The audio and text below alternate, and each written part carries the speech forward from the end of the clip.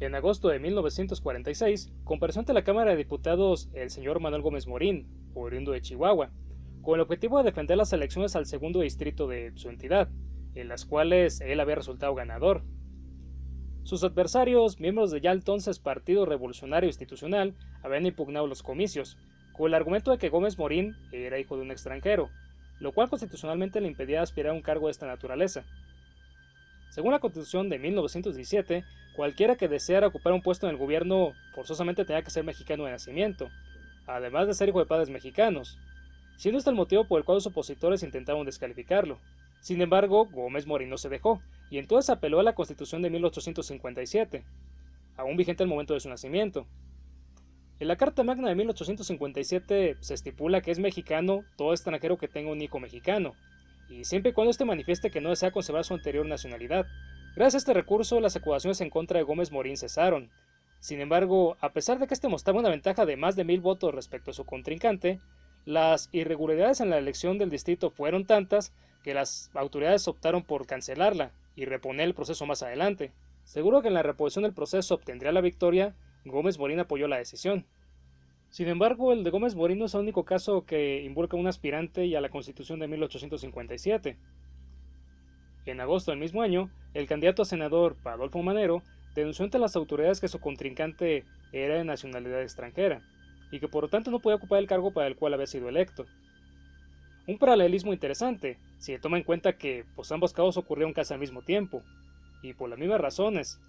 Sin embargo, no es la coincidencia lo que hace digno de mención el caso de Manero, sino el nombre de su rival, ya que se trata nada más y nada menos que del expresidente Adolfo López Mateos, el mismo que gobernó México de 1958 a 1964, por lo que, de resultar ser ciertas las acusaciones de Manero, implicaría que dicho país estuvo gobernado por un extranjero, violando lo establecido en la Constitución de 1857 y la de 1917. Según su biografía oficial, Adolfo López Mateos nació en Atizapán de Zaragoza, el 26 de mayo de 1910, como hijo de Mariano Gerardo López y de Elena Mateos. Cursó la secundaria y la preparatoria en el Instituto Científico Literario del Estado de México, y posteriormente se inscribió en la Escuela de Jurisprudencia, de la cual se graduaría en 1930, con el título de abogado. Como datos adicionales también se puede mencionar que participó en la campaña presidencial de José Vasconcelos, razón por la cual él y sus compañeros fueron objeto de persecuciones por parte del régimen callista. Huyó a Guatemala, lugar donde se refugiaría hasta el año siguiente, y una vez de regreso en México, López Mateos sepultaría para siempre el episodio vasconcelista, plegándose al mismo sistema que había intentado escarmentarlo.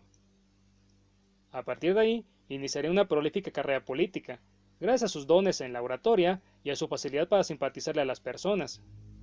Carrera que estuvo a punto de truncarse el día que Adolfo Manero denunció ante las autoridades la extranjería de su tocayo. Para solventar su argumento, Manero entregó a las autoridades un expediente con documentos y pruebas que efectivamente confirman que López Mateos no nació en territorio nacional.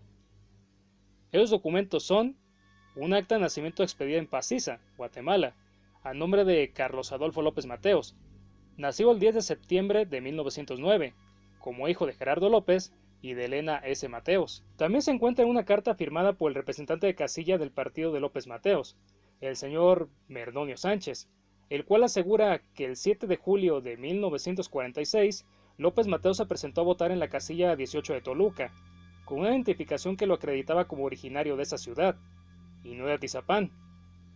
Del mismo modo, Manero también incluyó documentos que dan fe de la inexistencia de un acta de nacimiento a nombre de Adolfo López Mateos, ya sea en Toluca o en el Distrito Federal. Además de lo anterior, también se ofrecen los resultados de una investigación realizada entre los habitantes de Atizapán, quienes manifestaron unánimemente que jamás habían conocido una familia de tal nombre, y los de Guatemala, quienes en cambio sí confirman la vecindad de la familia. Finalmente, también es posible encontrar una segunda carta, en esta ocasión escrita por el señor Salvador Nájera, quien afirmaba haber conocido al joven Adolfo López Mateos en el Instituto Científico Literario, el cual le manifestó en su momento que venía de Centroamérica. Estas pruebas, como ya se ha referido antes, vienen a confirmar que Adolfo López Mateos no era mexicano, sino guatemalteco. No obstante, no son los únicos elementos que hacen pensar esta idea. Como parte de la información que presentó para defenderse de las acusaciones de Manero, López Mateos presentó una fe de bautismo de la parroquia de Tlaltenango, Zacatecas, a nombre de Mariano Francisco de la Trinidad López, quien presuntamente es el padre de López Mateos. Igual se incluyen el acta de matrimonio de López Mateos, donde este figura como originario del Distrito Federal y nacido en 1909, así como su cédula de filiación de empleado de la Secretaría de Hacienda, en la cual se registró como nacido también en la capital, pero en la fecha de mayo de 1908. Irónicamente, estas pruebas que supuestamente debían aclarar cualquier duda que existía respecto a la nacionalidad de López Mateos, pues no hicieron más que agravar la confusión, ya que presenta una serie de incongruencias, como el nombre de su padre, quien en la mayoría de los registros aparece como Gerardo López, y no como Francisco de la Trinidad López. Aunado a lo anterior, López Mateos no presentó un acta de nacimiento mexicana, y en la universidad no hay registro de que haya cursado la carrera de leyes. Tampoco hay registro de su tesis, la cual, bueno, según algunos biógrafos, es catalogada como brillante. No hay certeza de que el padre de Adolfo López Mateos, Gerardo López, fuera el mismo Francisco de la Trinidad, nacido en Tlaltenango. Tampoco hay certeza respecto al lugar y la fecha de nacimiento del otrora presidente. A lo sumo es posible asegurar que no nació ni en Atizapán ni en Toluca. De acuerdo con los documentos disponibles, la familia de López Mateos se instaló en la Ciudad de México, luego de que el padre muriera. Sin embargo, nadie sabe de dónde llegaron, ni los vecinos de la vecindad donde se quedaron, ni los amigos que hizo López Mateos cuando entró como becario al colegio francés. O al menos eso fue lo que respondieron los entrevistados.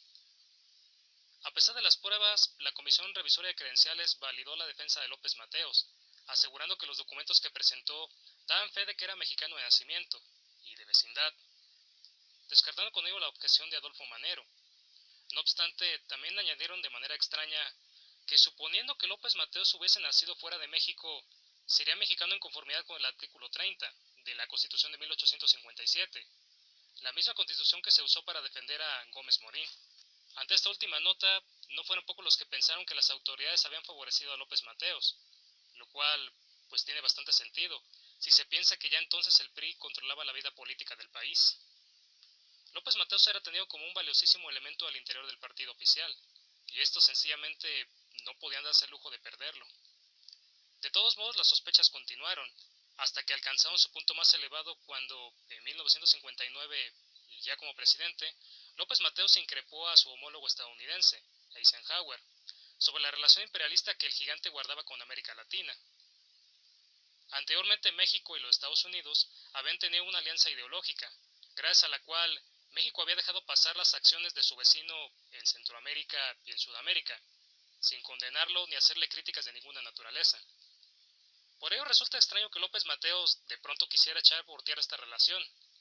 Algunos lo atribuyen a la situación interna de México, a las movilizaciones de la izquierda, así como a la reaparición de Cárdenas en el escenario político. Elementos que amenazaban la estabilidad social y que podían reaccionar ante el gobierno de López Mateos, si éste insistía en secundar el imperialismo norteamericano. Sin embargo, hay otros que pensamos que el giro de López Mateos hacia el antiimperialismo fue más una respuesta personal hacia los acontecimientos de Guatemala. En 1954, el presidente guatemalteco Jacobo Arbenz fue acusado de comunista y derrocado por un golpe de Estado, orquestado por la CIA.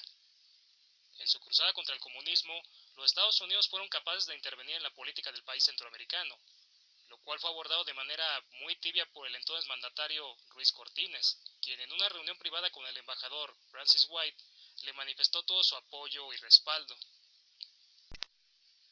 Ciertamente existe más evidencia que apoya la hipótesis de la maniobra contra las izquierdas. Solamente hay que ir a la hemeroteca y coger un periódico de ese tiempo.